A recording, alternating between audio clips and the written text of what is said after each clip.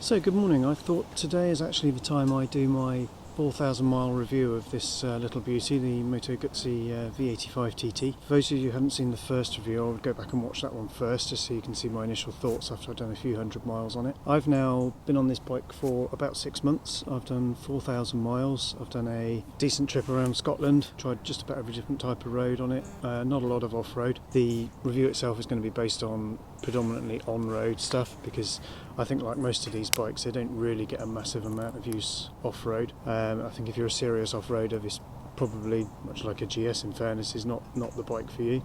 So reliability, that's one that has had a little bit of stuff on the internet if you trawl around the forums. So I can report nicely that I've had absolutely zero issues with this. Two main things that have been reported on the internet are leaking rear shaft drive. I haven't had that, and it's been reasonably hard. I have noticed that they've now updated the service arrangements on it, and they're now asking that you fill it with 150 ml of cardan oil and not 180 millilitres. I think there's a slightly different steel coming out of the factory, but so they seem to have got on top of that one pretty quickly. And actually, if you look at the ratios of failures to non-failures, then it appears to be quite a small batch that's been affected. The other issue that is widely reported is the bolts coming undone on the bike. Again, I've had no issues. I think that a lot of that is down to PDI. Yes, they should get it right at the factory. The guys at the dealership made sure everything was bolted up. The other one that I've seen reported on the web is the some of the bolts falling out, particularly the belly pan bolts actually. So I would just keep them, much like any bolt on a bike, just there is a certain bit of user interaction required. I think a lot of people got used to the GS, which is, I think is fair to say, has a higher level of quality control on the bike. I think the only thing that has gone wrong slightly on this bike for me, and in fairness it's not gone wrong, it's not listening to the instructions. The USB socket, when we were up in Scotland, got a good drenching, and that then failed. Or at least I thought it had failed, but after about 4 days and it had dried out, it came back to life again, so there must be some element of resilience in it. But lesson learned, don't use it in the wet, just cover it up. I think the other thing I would say about the reliability, just the way they have yellow marked all the bolts, it's a bit, I suppose, not too bad on my bike, because my bike's yellow and red anyway, but you've got yellow marks just everywhere, all over the bike. So the ride itself, it's great fun. I'd say the electronics are set more harshly than on a BMW. So I've come from a GS, obviously. So I would equate road on this to slightly just before dynamic on a BMW. And I would put rain somewhere between rain and road on a BMW. So you've got a bit more liveliness in it pretty much everywhere. It's got great low down torque, it's great fun to drive. It's got enough horsepower for top gear roll-on overtakes from 40 to 70 with ease. It's got good brakes, more than capable of anything you need to stop it. I mean, I've driven this fully loaded around Scotland for all the twisty roads, come across a couple of surprising situations and the bike's dealt with them absolutely fine. The suspension isn't active, but it is quite forgiving. The dive's well controlled on it. You don't feel like you're sort of sat on a bucking bronco. It's a very smooth ride. It soaks up the corners well, soaks up the bumps well.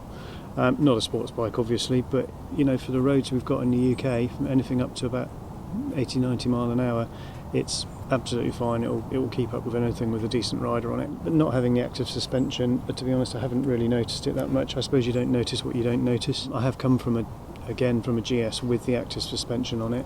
There is absolutely no doubt the BMW suspension does have the edge, but you pay a lot for that edge. Once you've got this one set up, it feels absolutely fine. It feels nice. I've put it actually onto the stiffer setting for the luggage when I went around Scotland, and I've left it on that because it makes it much more fun during the day as well.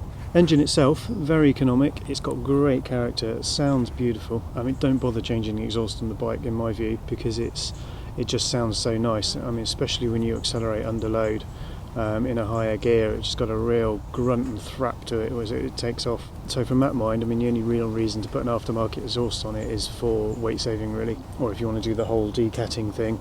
I've not bothered. The fuel economy on it is great. It's slightly better than a GS on the road. In fairness, it should be, because it's an 850 compared to a 1250. So you should be seeing no savings. So in fairness, the GS has got it on the actual fuel economy if you relate it to the size of the engine. And in general, I would say the GS is a slightly better all-round bike, but it's a lot more expensive. I like the screen on it. There's been a few conversations around the web again around the screen and the wind protection it does.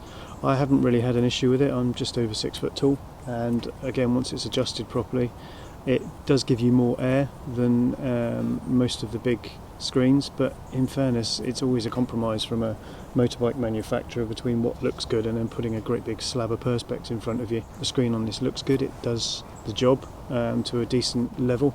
You can always put an aftermarket screen on if you wanted more protection, but I wouldn't want that from the factory, if I'm honest. I want a bike that lets a little bit of air into your face. Haven't really experienced the buffeting. I might have just been lucky and I've got the setting fairly right straight off the bat. I know a few people have mentioned that, but in fairness, you used to get pretty heavily battered by the 650 GS when I had that, and the 1250 wasn't perfect until I put the little wind effector on the top. And in fairness, the other thing to say is it's hot in Italy, so they probably care a little bit less about the wind protection than we do over here.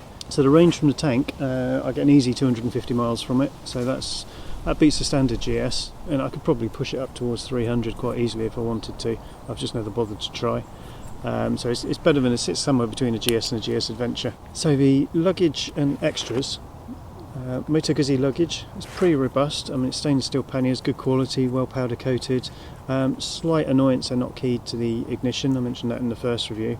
Actually, when I was away, it didn't prove to be much of a problem. You've got a keyring, it's on the keys, just like any other one is. The lid isn't detachable like on some panniers, and the fitting to the pannier rail is somewhat awkward, especially if you've got the keys on a keyring, because you have to kind of get your key in over the top to get the panniers on and off. But that tends to be something you only do at the start and the end of the trip. So I'm being a bit picky, if I'm honest. And the other thing is, I do like the fact that these panniers are powder coated, so they won't glaze like the BMW ones did on my old bike, which are just pure aluminium. I've put the original engine bars on this as an accessory. They're actually very cheap compared to all the aftermarket ones. You pay a couple of £100 at the moment for some of the aftermarket ones, but these were 80 quid. Pretty stylish, they fit well to the bike, well designed. They actually, one strange way of fitting, there is actually one of the supporting bars passes right through the engine casing. But I would say fitting myself, it's pretty easy. It took me about 15 minutes. Okay, so the centre stand, I fitted the centre stand as an aftermarket accessory. It's not standard, it's a dead useful item. It should come as standard really. I'm surprised it doesn't on a bike of this size and nature. I put it on because it gives me more space in the garage and it's easier to work on the bike. One thing I would say is get the dealer to fit it. It's an absolute pig to get the springs on. I had it all fit. I fitted it all myself. I got one of the springs on, couldn't get them both on. Had to take it back to the dealer, get sort of zip tied up to get them to fit it for me. And there was a lot of sweat on the guy when he'd done it, because it's the first time he'd done this particular bike. So the gadgets on the bike, bearing in mind the cost of this versus a GS, it's very well spec'd on all the electronics and the gadgets. I think that's the benefit of having Piaggio as the parent company. The cruise control works really well. It's not as flexible as the GS, but does the job absolutely amply, perfectly.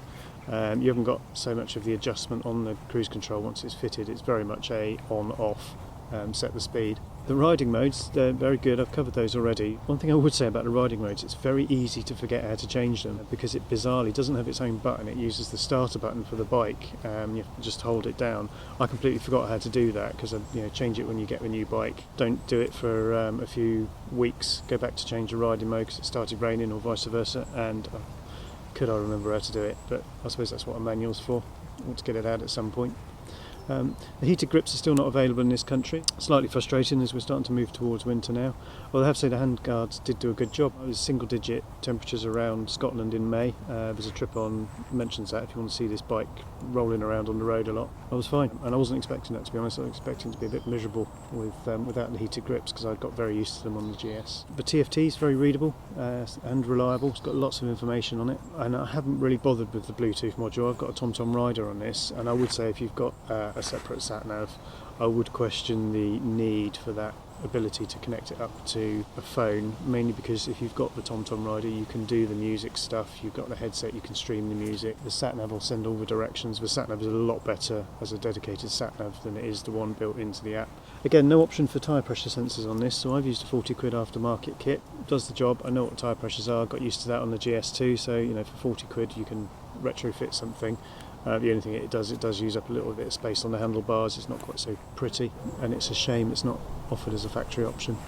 So overall, very pleased with the bike. I've had BMWs, and I'm really not sitting here from a position of I've bought it, so I've got to like it. Genuinely, when you look at the value for money on this and the character of it and the general rideability, the stuff you can do with it, just like you can do with the GS, I can't really fault it. I'm not intending to dump this one anytime soon. Appreciate lots of other people out there will have lots of different views, but what I might do just in the end credits is just I'll price spec this against an equivalent bike, and that is the challenge there actually, is finding that equivalent bike, because I loved the fact on the GS you got all the gadgets and bits and pieces and you had a shaft drive. So this is an 850 with a shaft drive, so that's pretty unusual because you can't get, to my knowledge, an 850 shaft drive adventure bike anywhere else. The BMW 850 GS is a chain. A lot of guys don't like chains. I don't like chains. I can't be bothered with the cleaning of it and the adjustment of it. I know it's terrible, but it's true. And there's quite a few other people like me out there, so I'm thinking if you want an adventure-ish bike with lots of character and great engine sound and good rideability with a shaft drive, and you've got a dealer within 50 miles of you, I think it's definitely something you should consider as a bike, because I've enjoyed it and I've come from a GS costing a lot more money. I just didn't want that bike sat in the garage doing less than it was capable of, and this one for me is a much more suitable all-round alternative. I hope that was useful, and Dave and I will be back on the road soon, and got a few surprises coming up for Dave shortly, so we'll see how it goes and take care on the road.